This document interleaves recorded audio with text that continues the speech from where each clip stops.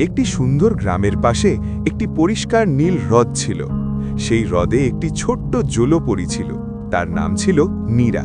নীরা খুবই দয়ালু এবং হাসি খুশি ছিল।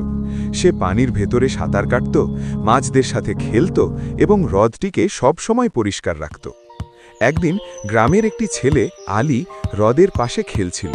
হঠাৎ তার বলটি পানিতে পড়ে গেল। আলী খুব চিন্তিত হয়ে পড়ল। ঠিক তখনই পানির মধ্যে হালকা ঝিলিক দেখা গেল এবং নীরা বের হয়ে এলো।